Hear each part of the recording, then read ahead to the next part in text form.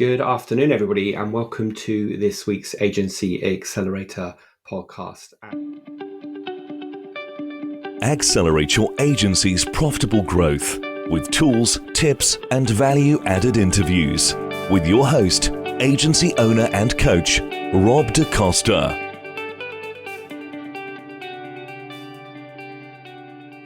And this week we are talking all about productizing your service offering, which I think is a really smart thing to do. So we're going to dig into all of that. And I'm excited to be joined in this discussion with Brad Hussey. And Brad is the founder of Brightside Studios, a web agency based out of Alberta in Canada. He's a designer, a creator, an educator, and he also runs the Creative Crew, a community that empowers design agencies to grow their agency, amplify their creativity, and connect with top professionals. So welcome, Brad. That sounds like a lot of stuff, so it must keep you really busy. Yes. Well, thank you for having me. I really appreciate it. And yeah, you're right. When you hear it kind of put out there, you're like, whoa, there's a lot going on there. Yeah. But I've been doing it for a long time. So there's always like a moving piece, there's always something steady, but then something comes in, something goes out, a new thing comes in. So I'm kind of used to, I guess you might say, juggling, a few pieces at a time. Yeah, absolutely. So today we are talking all about productizing and systemizing services so they become repeatable and, most importantly, scalable. And we break away from that over-reliance on a few key people in our agency. And this sounds like an aspiration that many agencies would or should have. So can we kick this discussion off by you just explaining what you mean by productizing a service offering and share some of the key benefits of taking that approach? Of course. Yeah. So the productizing right now, there's a little bit of, I would say, confusion, maybe just on design Twitter or design X, whatever we might call it right now at this point in time. Um, Productizing is when essentially your service offering is almost like you could just pick it off a shelf. It's not custom. It's not bespoke. It's not something that you get on a call with the client for, and then you work through the problems. You do the Socratic line of questioning. Why this? Why that? Why this? You don't do any of that. There's no custom price. There's no custom timeline. It's literally, or it's actually not literally, it's figuratively a product off the shelf. You walk into your virtual design shop and the customer identifies with the problem that you're putting on the little billboard or on the little sign and goes, yep, I have that problem. That looks like the solution. Okay, it's this much, and this is when I can have it. And they take it off the shelf. Just like if you were to walk into a shop and buy a product for a certain need at that exact time. So the definition, you might say, is a productized service is a service offering that is fixed in outcome, fixed in scope, fixed in timeline, and fixed in price. Some of those can wiggle. I've done productized services and worked with other folks who have a productized service where maybe the price varies a little bit, or maybe the scope of the project is a little bit different. And I even have a productized service where it's marketed as one and done, but based on a 15-minute call with the customer who's already ready to buy, I go, you know what? Let's tweak this a little bit, and it works. So you're not, you don't have to just abide by exactly all those fixed rules, but that's kind of the rule of thumb: fixed in outcome and scope, timeline, and price. And the further away you get from that, the less productized it is. And there's also different types of productized services. We can get into that as well. But here's where the confusion lies, I think, is a lot of designers now think that productizing yourself means offering an unlimited subscription agency, an unlimited subscription service. So this is like the design joys, the design pickles, the unlimited video editing services, the unlimited design, unlimited coding, whatever, where it's a subscription and you can have unlimited tasks and they'll work on it one by one. That is a type of productizing, but productizing doesn't mean it's a subscription offering. In fact, most productized services are literally one price off the shelf. There's your product with the specific outcome. And so that's what a productized service is. And one piece I just realized that I might not have said clearly is the other fixed part is who the customer is. So it could be, and we can get into examples a little later too, but maybe you only do uh, websites for maybe a certain type of website. Let's call it, uh, a WordPress website, could be a Webflow website, could be a Wix Studio site. Maybe you use a platform and you say, in 1 week, we'll build a Wix Studio site for lumber companies, lumber distributors. And that's it. And it's $5,000 in 1 week. And that's it, just like that. And the systems are tight, the operations are tight. You could train your staff on it. You could sell the operation because it comes with an operating manual. That's productized. Yeah, so good. Such an interesting sort of thought-provoking approach, which I'm sure lots of our listeners won't necessarily have thought about. Just share, I mean, I know the answer is kind of obvious, but just share some of the advantages of an agency going down this productization route. So the advantages would be the immense clarity you experience, first of all, when you know who your customer is, exactly what they suffer with. I always like to use the word suffer in that context because a lot of the time we'll dance around, oh, what's the problem you're solving? You're like, look, my itchy back can be a problem, but I can scratch it up against the door jamb and I could scratch my own itch. So that's a problem. Suffering is like you have a gash or an open wound that needs to be requires emergent care, and you need some help immediately. Else, you'll have some serious issues on your hands in short order. So that's why I say, who your customer is intimately, you know what they suffer with, and you know what's going to help them. And so that clarity is just crazy. When you get on a call with somebody and they just don't fit in that box, you can politely send them on their way, send them to a referral. Maybe you have a partnered agency where you go, hey, I get a lot of these folks. They're not for me, but let's work out a deal here, or I'll just keep sending you leads. However you want to do it, it's up to you. Or maybe you're an agency where you do bespoke work, but you have a productized kind of arm to the agency where it almost feeds into your bespoke work. And you go, oh yeah, this isn't going to be a good fit for you, but let's talk about this offering over here. And so the advantages there are massive. The other advantage or benefit rather is the clarity you get with your marketing. Most agencies, freelancers, small studios, creative entrepreneurs, they're so unclear about their marketing. Muddy positioning is a phrase that I've heard where your positioning is kind of muddy. You don't really know. It's neither here nor there. But when you have a productized service and you know all of these levers that are very clear and laid out, your copywriting comes clear. The way you communicate the offering is clear. The problems and the issues, the words, the phrases, all of this stuff becomes so clear because you're in the head of the customer. In fact, you might have even interviewed some of your customers for market research and asked them certain questions. Hey, what brings you to the situation where you start to look for these solutions? Oh, well, I tried out this tool and this happened, and then I inevitably got across this roadblock.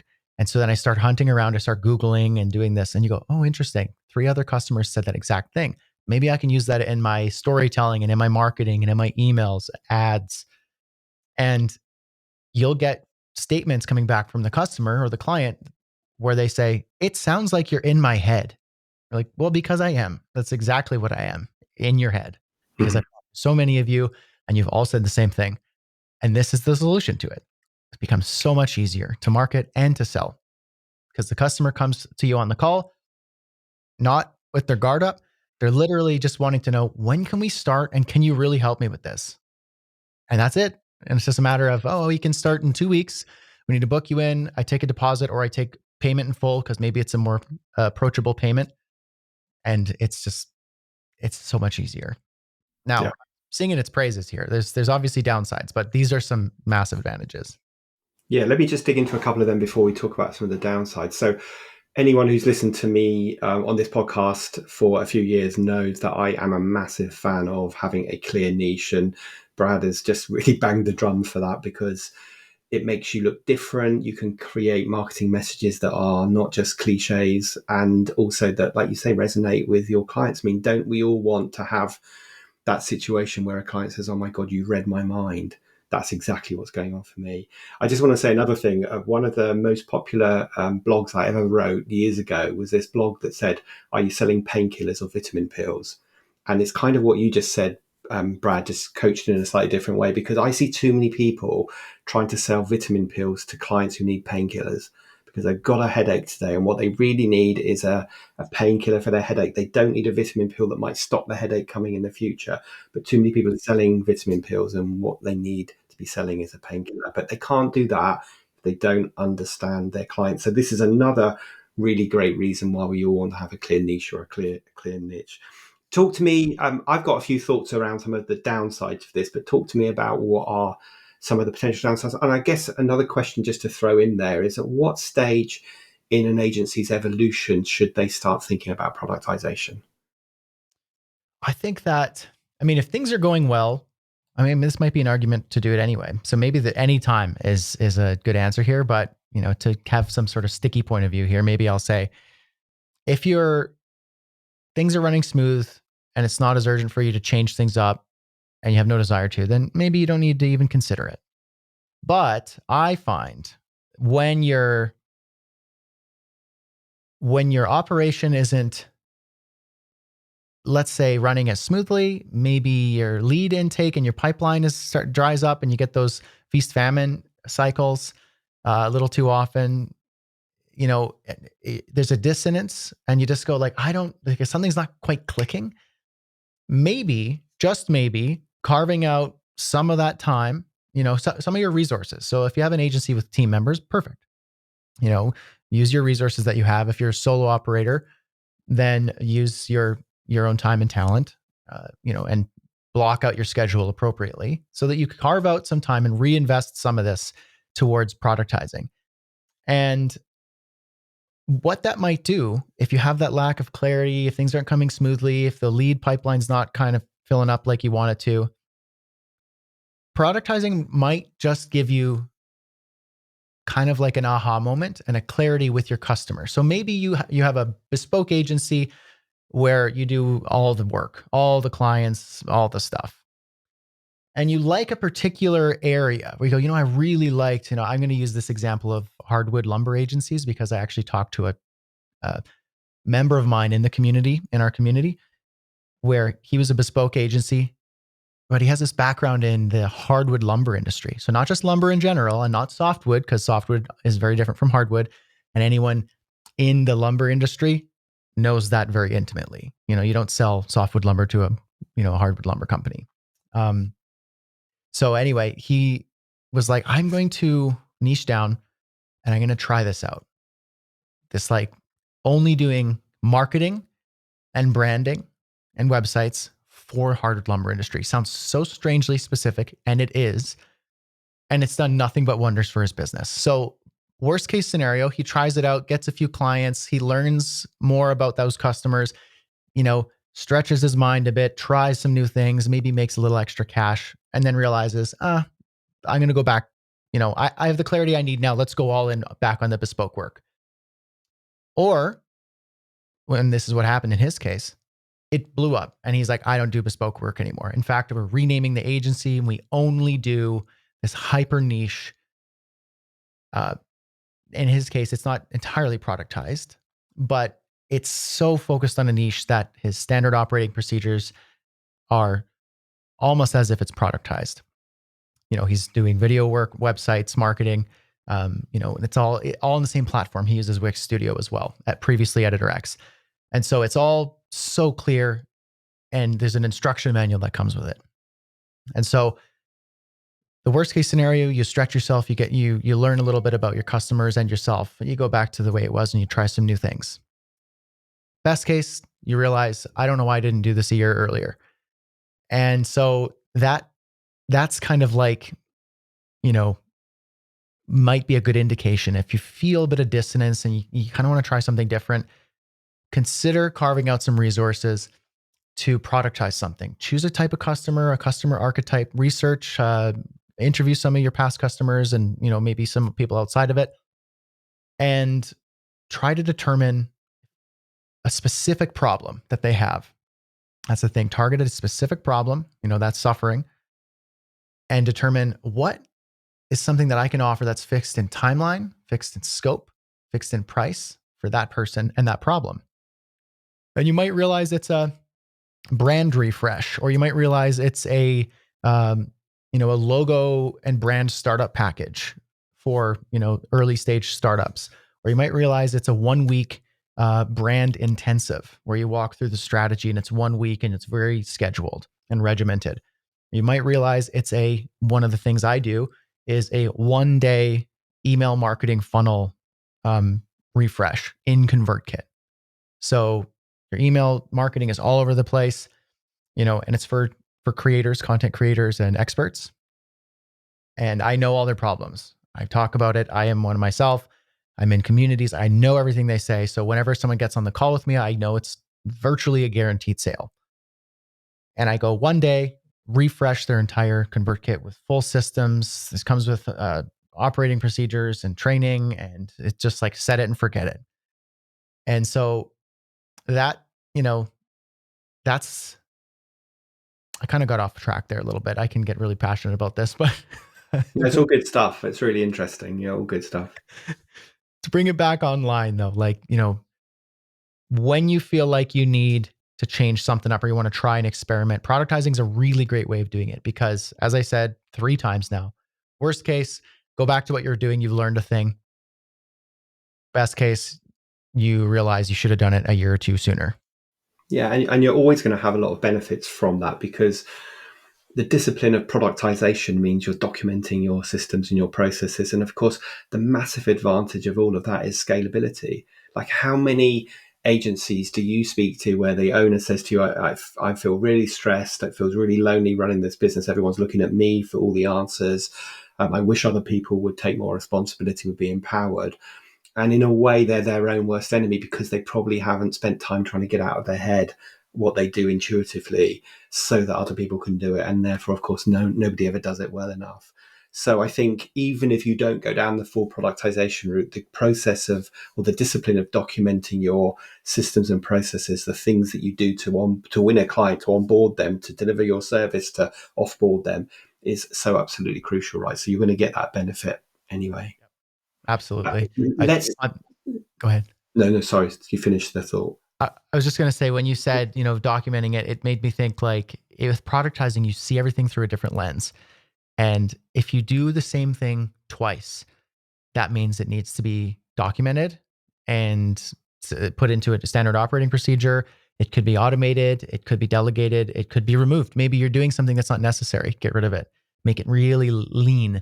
Or you go, that somebody else can do that, or software or AI or an automation can do that. So document it. If you do it twice, that means it's repeated enough that it should be documented so that you could remove yourself and make yourself completely redundant. Yeah, I like that. That's a good quote to take from the show. If you do something twice, then you need to document it and look at a way of automating and scaling and getting it off your plate, basically. So let's talk about one of the, kind of sort of elephants in the room as far as I can see, which is the danger of commoditizing your service by productizing, and how on earth do you get your pricing right? So, if let's say I'm a web design agency and I've been selling web designs somewhere between, say, £20,000 and £50,000. Now I'm commoditizing this service, so I'm going to be selling it for maybe £10,000. I don't know. That's probably a bad example, but so 2 questions really. How do we go about pricing it? And B, how do we not look like a very commoditized service, which then looks like whoever's the cheapest is who the client's going to buy? Yeah. So that's a really great question. And what I love about productizing is that you can kind of make your own rules. So a common thought, and this isn't wrong, in fact, it's the trend, is that productizing is more affordable. That's generally how it works. A product off the shelf, if you needed a medicine, a headache medicine, and you're going to go to the pharmacy and you're going to buy it. It's, here in Canada, things are expensive. So it's $20. But if you were to go to the pharmacist and be like, listen, I have a headache. How can you help me? And the pharmacist goes, you know what? I've got all this knowledge and experience.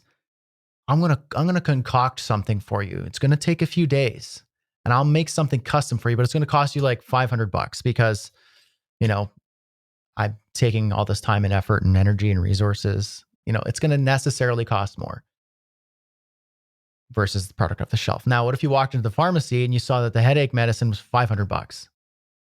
You're going to go, what? This doesn't make any sense when there's a $20 one right here, or a no name non-brand version for 15.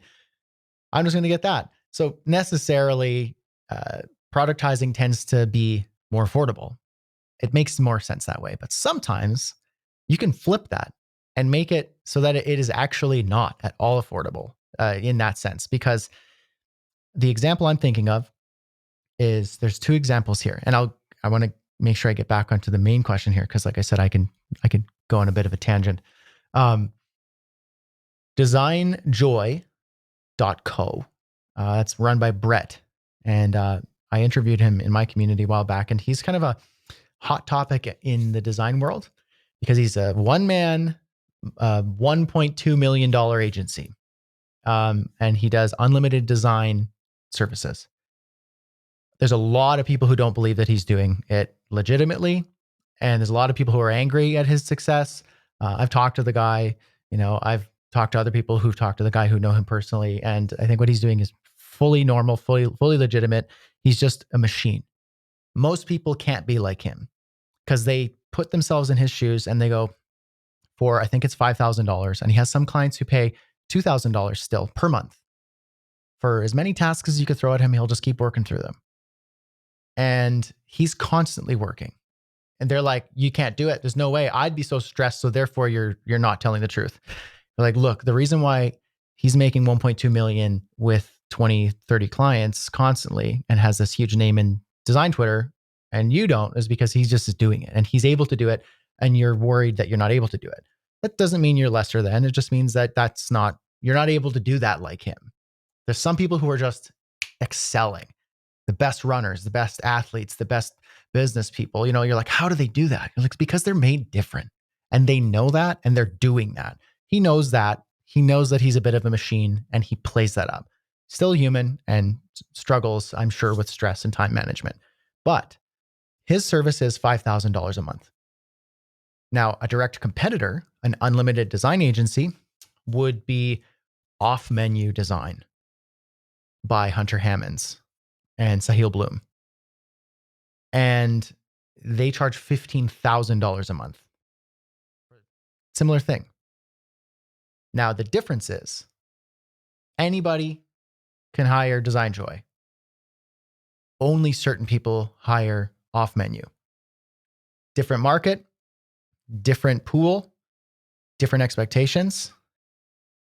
And DesignJoy might make widgets and icons for a startup that's going to go bankrupt next month.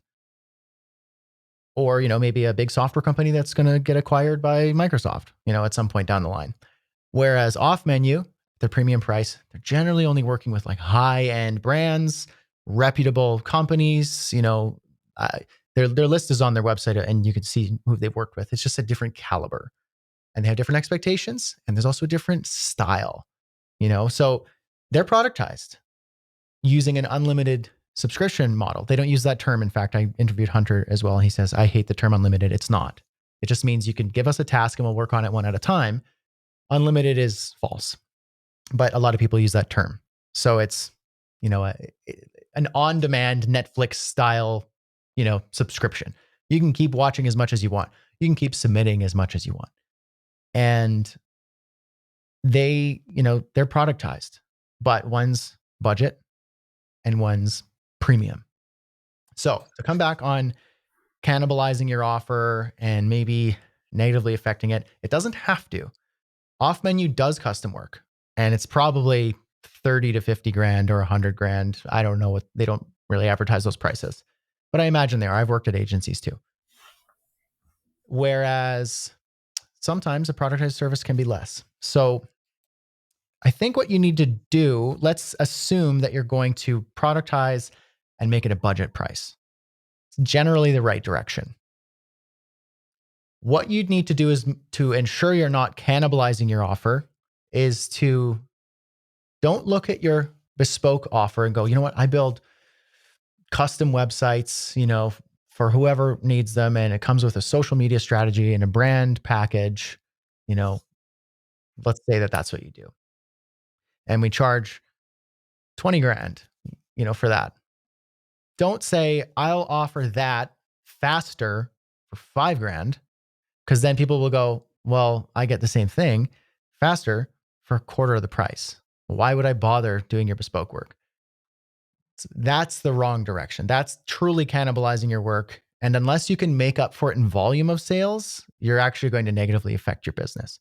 What it really needs to do is basically be two separate mindsets, two separate segments of the market.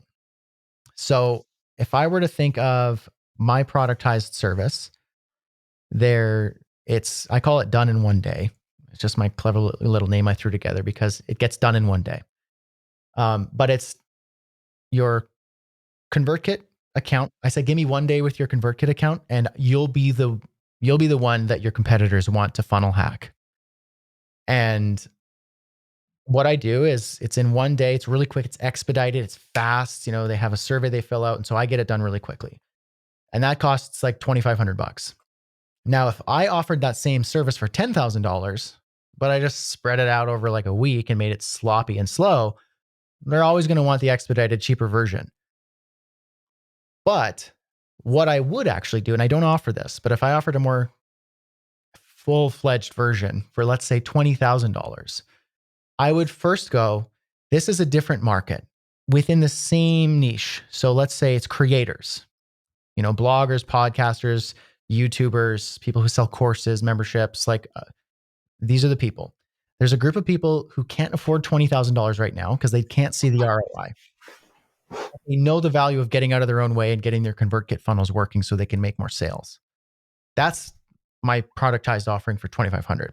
That's those people. So I talk to them. I talk to them in the marketing. I interview them. I try to make sure I'm dialing it in for them. The people who are at a different league and they're doing 500,000, 1 million, 2 million, 5 million, like where they have a team, like they have an operation, that's a different marketing, different messaging, different needs, different pain points. They're not funnel hacking. They're not reading blogs. They're not downloading lead magnets and analyzing it.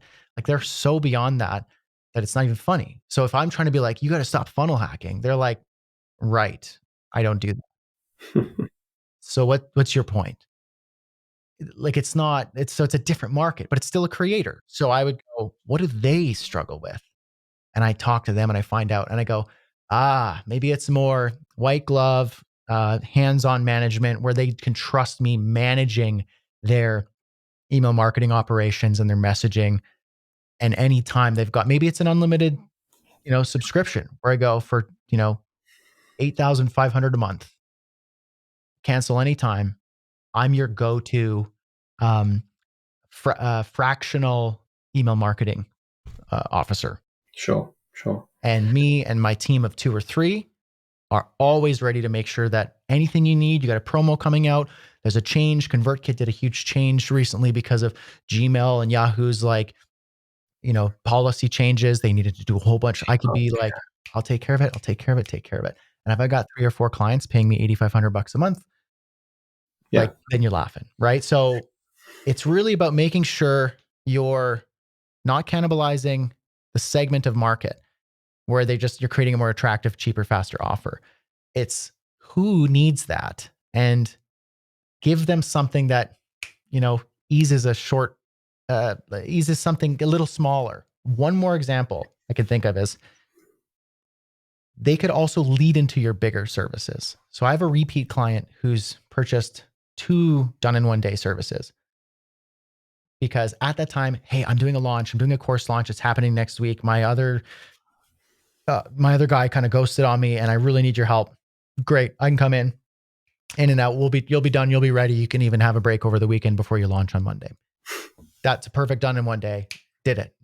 It was so great. He came back. He was like, look, I'm actually going to do another course launch for the same product in a couple months. Can we get that like booked in? Perfect. No problem. So we do that. That happens. And he goes, you know what? Is there any way I can work with you that's not like a one-off, just like real quick, where you come in and fix the problem, get in, get out, almost like Navy SEAL style, get in, fix it, get out. Like, can you stick around and help me? Great. So that's a different journey where I go, yeah. So actually I could do branding, your website, your social strategy, of course, your email, we can kind of revisit and kind of do certain things, but we can do a holistic part here. All your landing pages are all over the place. You're using this, this, your consistency is off. If your market is like this market, they're not going to see you consistently with whatever you're throwing out there. I could put all that together for you. Here's what that's going to cost. And that's a premium price. Sure. It doesn't cannibalize at all. It actually feeds in to higher end offerings. And that's a great way if you've worked out the value chain of your offering. I think one of the things I always say to my clients is if you want to be a profitable business, then you need to be aligned across 4 areas, and those areas are the market that you serve, your product offering, your price, and the service levels. And if you've got them aligned, so I always use arrows to explain this. So if I was going to target the lower end market with a lower end, very bespoke product, very little service level, and a lower price, then I'm still going to be very profitable. And I always use airlines as my example because in Europe, Ryanair, which is the butt of many jokes, is way more profitable than British Airways because they're very clear about their alignment across those 4 areas. And I think that's kind of what you're saying. Like if you're going to have a productized service, make sure that those other areas are really aligned to that service so that you can be profitable. And that leads me on to my last question, I think, before we wrap this up, and we could talk for ages on this. But let's say you've got a service that's costing £5,000 or $5,000, and you've got a very prescriptive way of onboarding the client and understanding what they need. But then the client starts trying to change the goalposts and say, hey, can you just do this? Can you just do that? How when we've got a productized service, how do we manage that? Or does that then lead into the more bespoke service because of what they're asking for? Yeah. So there's, I think, one of 3 directions to go. The first one would be you don't have confidence and you're unsure how to handle that, and you just say yes. And then you fall back into old ways. You fall back into the freelancer mindset, where you don't want to upset the client. You just kind of end up being a task rabbit. That's the wrong way. So don't do that. Then the client won't respect you. Like you'll go from being the authority, the expert who's helping them really quickly to becoming their pet, where you're just, oh, can you do this? Can you do this? Can you do? And you're just a hired hand. It's like, it's ugly real fast. So don't do that. So getting that out of the way, the other 2 remaining options are say no and reference your scope, your contract, your sales page. That's the thing is with your marketing, your sales page, you can be unapologetic about what you do and what you don't do. Put it in the contract as well, which is also templatized. Like it's the same for everybody. It's not custom because you bought it off the shelf. You read the label on the inside and you go, oh, you got the headache medicine thinking it was going to solve like your, backache. It's a bad example, but that you're like, I don't do that. You got to go and buy that. You can be unapologetic and professional about it. And I've had to do that a number of times. Clients slip back into old ways with old freelancers and they go, you know what, while you're in there, could you actually just do this? And I go, nope, I can't do that. Actually, that's outside of the scope of this. If you want this done in one day, I'm not a freelancer doing that. Here's what we can do though.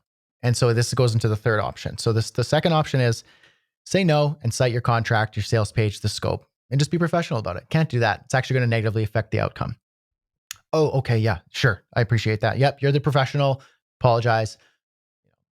It's great. They respect you more. And then you teach them how to behave with you. And it's great. Now, the third option is can't do that actually, but here's what we can do. Let's finish this up. let's make a list of all these extra things that you're looking to do. We're going to put that list together and we'll book another day. Unless it's less and we'll book a half day. So for me, my productized offering is a 1 day intensive, but I have this option where clients will inevitably have a whole laundry list of things. And instead of me being the guy who just goes and does it at any time, I take control of it and I go, looks like you gave me a list about 6 things over the past, bit when we were working on this project. How about you take a little bit of time and put a massive list together and we'll knock it out in 1 day. And because you're a repeat customer, instead of 2,500, we'll do it for 22 and I'll get it all done in a day. In fact, throw more in the list. I can handle more, we'll make sure it's done. And they're happy. They get their laundry list done. But for me, it's condensed in an area. It's quickly done and it's all batched in one area. So you can turn it into an opportunity to charge more, to repeat business with the client, to teach them and to train them how to respectfully work with you. And you could also obviously say, sure, we'll do those things, but it's hourly. And so we'll just do work on it. After this, we'll work on an hourly basis and I'll get that stuff done for you. Could be an income opportunity. Good advice. Why is it that this is more of a rhetorical question for both of us, but why is it that so many people are scared of saying no? I mean, they run this belief that if I say no, the client will hate me and leave me and fire me and I'll never work again. This is sort of the story they tell themselves in their heads. And I think the other thing that makes me smile is that when clients say, oh, can you just, while you're at it, can you just, they have no concept of how long that can you just is going to take. And often in their head, it's 5 minutes, but it's probably more like 5 hours. So, That's so true. We have to build these respectful relationships, these partnership relationships with our clients, and pushing back professionally is certainly one of the ways of doing it. And like you said, if you just say yes, the client's just going to keep throwing more at you and they're never going to respect you and they're probably going to complain about things that you've done. So good advice. Exactly. Those 3 points are really good advice from Brad there. Brad, look, that's a topic for the whole servicing conversation, topic for another podcast episode. But let's just wrap today up by me asking you the question I ask all my guests, which is if you could go back in time and give your younger self just starting out in business a piece of advice, what would it be?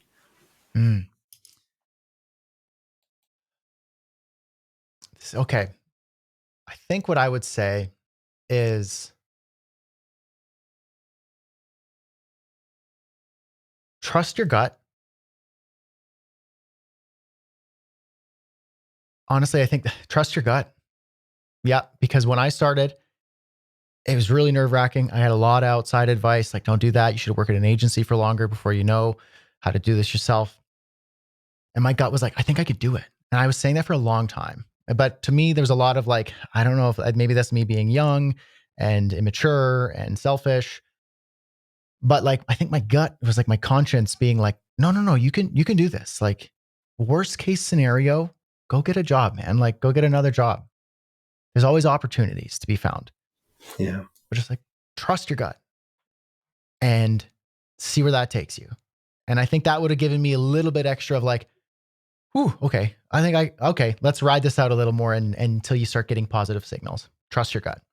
Good one, nice and simple. It's interesting. I often ask my guests a follow-up question, which is, would your younger self listen to your advice? And most people say they wouldn't, but I got a suspicion that if you were saying to your younger self, trust your gut, your younger self may well listen to that because that's a really good bit of advice.